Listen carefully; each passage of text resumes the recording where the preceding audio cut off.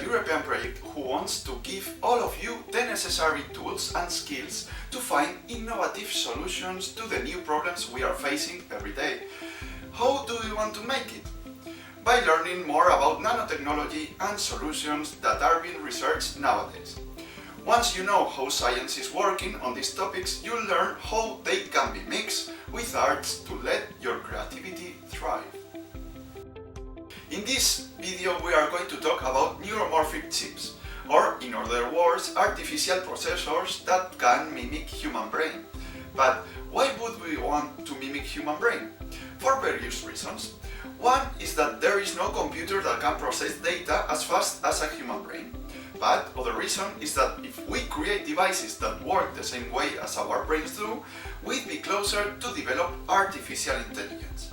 To understand how this can be made, we need to understand how our brain works. Therefore, we need to understand how neurons communicate.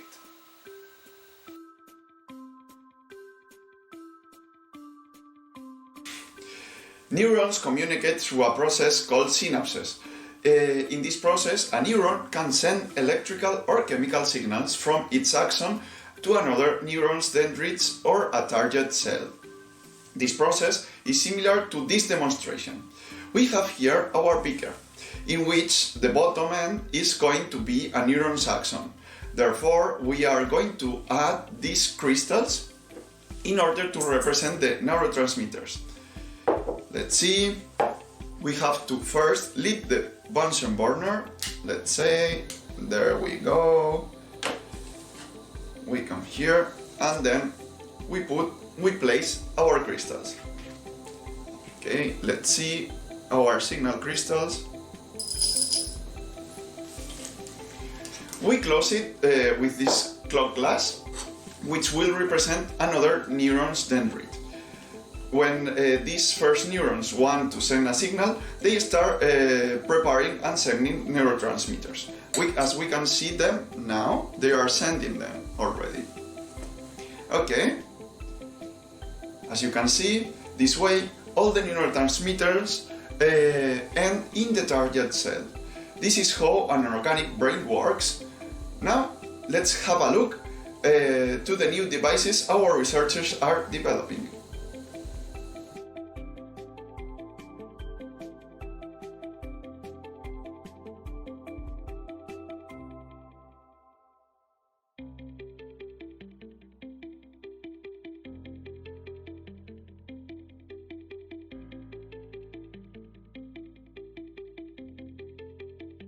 We are going to use the salt salts to see which of them have better conductivity. We are going to need the following materials: sodium bicarbonate, sodium chloride, copper sulfate, 9-volt battery, electric cables, bowls, spoons, distilled water, and LED lights.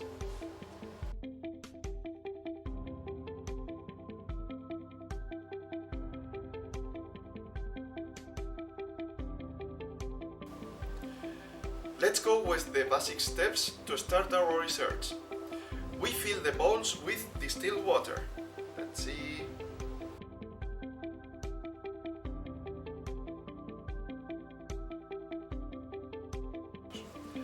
Now we create the circuit. It will be 2 cables into the battery, and one of them is going to the correct pole of the LED light, and one more into the other pole of the LED light. Okay.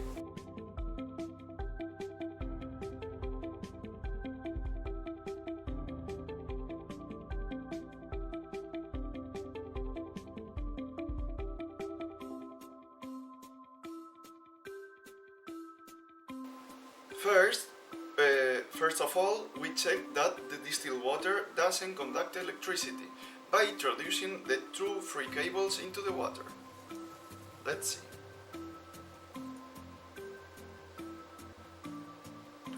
As we can see, no light is emitted.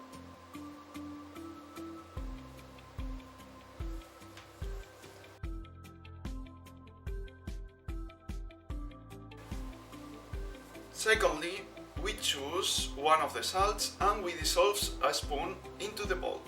The more amount of salt we add, the better it will conduct electricity. Let's see.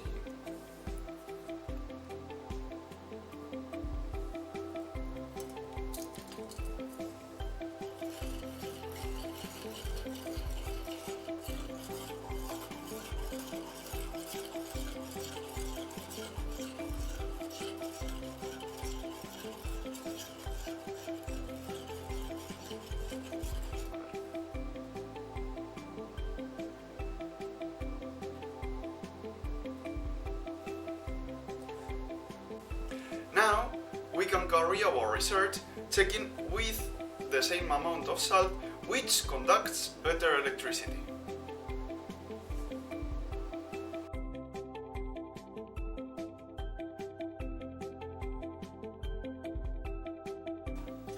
So, as you can see, artificial brains may be a real possibility sooner than we think. Now it's your turn to research your own neural synapses and realize which chemicals are better conductors. I'll see you on the next Eureka video. Keep experimenting!